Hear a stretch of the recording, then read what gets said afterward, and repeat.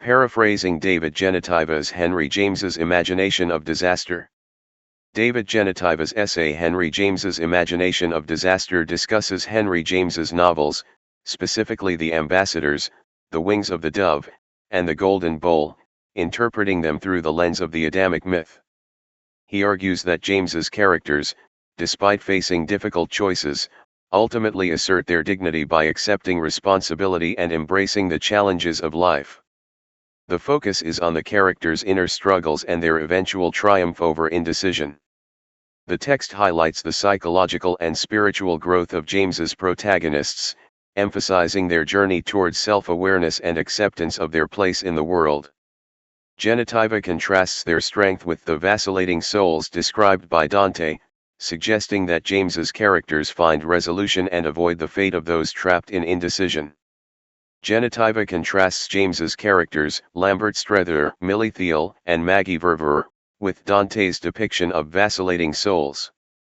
While these characters grapple with crucial decisions, they are not condemned for their indecisiveness. He suggests that one cannot fault them for their choices, even if those choices lead to personal unhappiness rather than seeking easy comforts. The text emphasizes that, even in inaction, James's heroes and heroines maintain their dignity. The artist must delve into the darker side of human nature, acknowledging the very instincts that often lead to self-destructive behavior. Genotiva references Carlyle's concept of a pivotal turn in life's events, suggesting that the artist's work should reflect this profound shift in perspective and self-awareness. The artist, therefore, must not only understand realism but also appreciate the fantastical elements that exist within a self-contained world.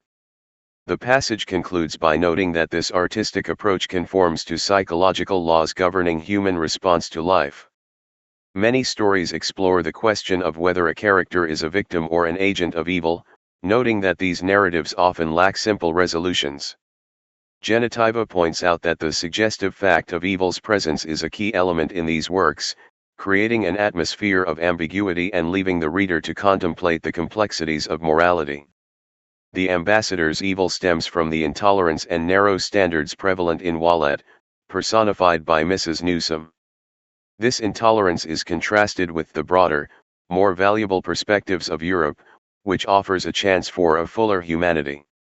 Chad Newsome is presented as embodying the flaws of European society, specifically the disconnect between outward appearance and inner character. Genotiva suggests that the evil in the novel is passive rather than actively corrupting, due to Strether's inherent uncertainty and doubt. The revelation of this evil thus lacks the expected dramatic impact, described as an anticlimax. In The Ambassadors, evil is presented as passive and less impactful due to Lambert Strether's pre-existing doubts and uncertainties. The revelation of this evil, therefore, comes as less of a shock, diminishing its dramatic effect. In contrast, The Wings of the Dove depicts evil as far more active and purposeful, with its human agents engaged in a deliberate scheme to corrupt and erode innocence. The difference highlights the varying approaches to portraying evil and its consequences within James's works. Genotiva analyzes the ending of The Wings of the Dove, focusing on Millie's death and its impact on Densher and Kate. While Millie's death represents a worldly triumph of evil, it simultaneously releases the nobility of her spirit. Her memory serves as a moral standard for Densher and Kate, defining their subsequent moral strengths and weaknesses. The passage compares this ending to the final scene in Hamlet, referencing the line "The rest is silence," and contrasts it with Kate Croy's statement "We shall never be again as we were." The author connects Millie's death to a mythic perspective, highlighting the cycle of creation and emphasizing the enduring values she leaves behind.